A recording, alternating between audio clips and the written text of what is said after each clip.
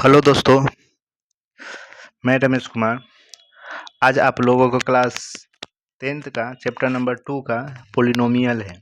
इसमें ठीक है, relation between zeros and coefficient of a quadratic polynomial, यानी क्वाड्रेटिक पोलिनोमियल के जीरोज और कोफिशिएंट के बीच में रिलेशन बताने जा रहा हूँ।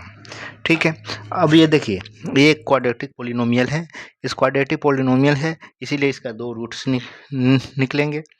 ठीक है, तो हम वो रूट्स मान लेते हैं। Let alpha and beta are two zeros of the polynomial p x. ठीक है, वो पोलिनोमियल हम पी एक्स बराबर यानी a x square plus b x plus c. ठीक है, ये पोलिनोमियल वेयर यहाँ पे हम लिख सकते हैं where a does not equal to zero, यानी इसका ए पर जो है वो कभी जीरो नहीं होगा, और a b c real number है।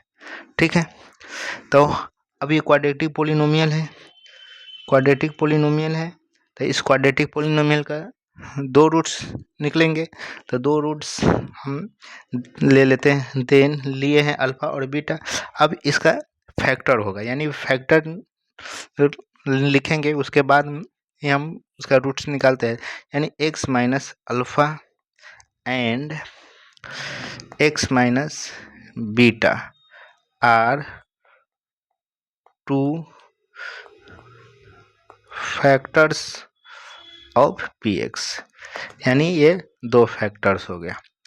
अब इसी फैक्टर को हम यहाँ पे क्वाड्रेटिक पोलिनोमियल के साथ एक रिलेशन लिखेंगे, यानी x square plus b x plus c is equal to k x minus alpha into x minus beta, where यानी के इज ए कांस्टेंट, एक क्या है, कांस्टेंट है। ओके, अब यहाँ पे इस पोलिनोमियल को हम सेम टू सेम लिख देंगे बी एक्स प्लस सी।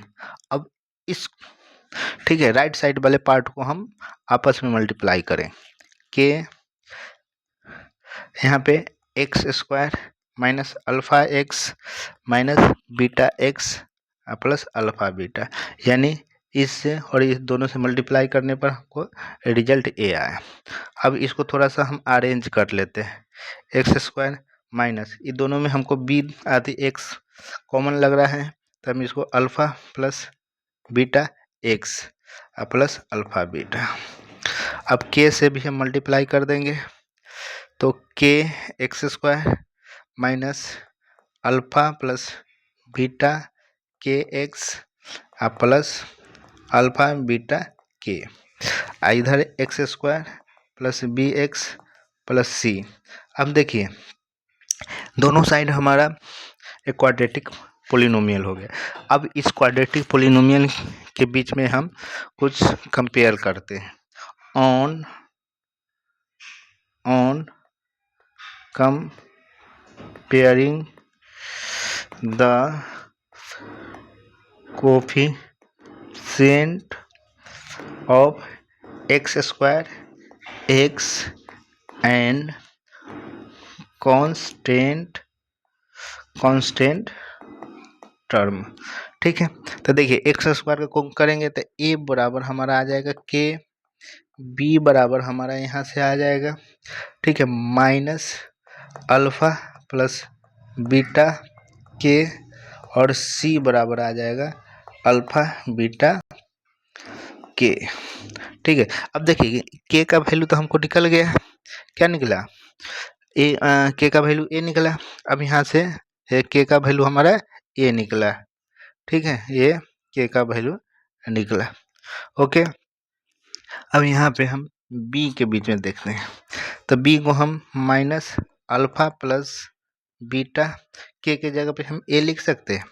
अब यहाँ पे माइनस अल्फा प्लस बीटा, इस ए को इधर में भेजेंगे तो क्या हो जाएगा ए। ठीक है, अब इसी को हम यहाँ पे अल्फा प्लस बीटा बराबर, हम इस माइनस को इधर भेजेंगे तो minus B by A.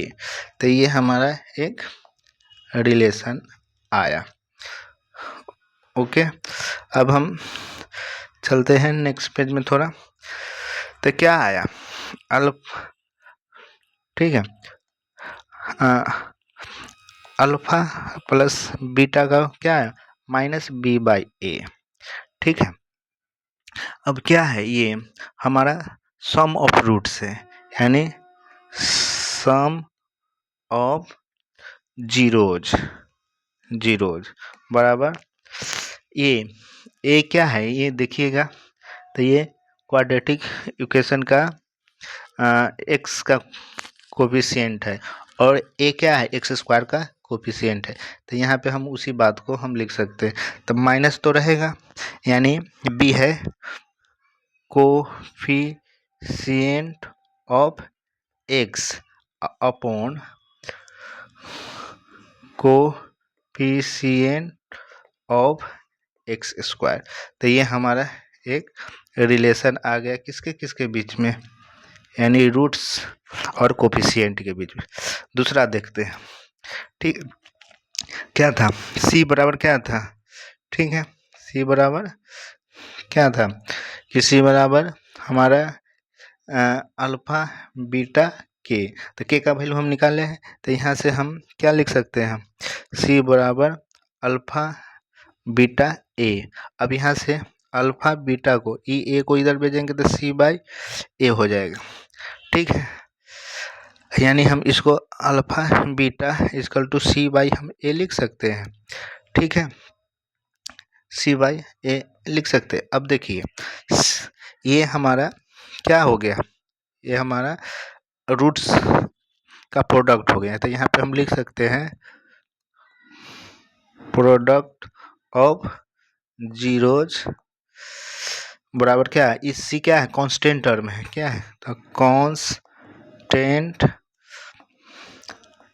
Term upon ये क्या है coefficient of x square, coefficient of x square. ठीक है, ठीक है, तो ये हमारा दोनों रिलेशन निकल गया किसके किसके बीच में, यानी रूट्स और उसके कोफिशिएंट के बीच में रिलेशन निकल गया। ठीक है, अगर ये वीडियो अच्छा लगे तो शेयर एंड सब्सक्राइब करें। Thank you.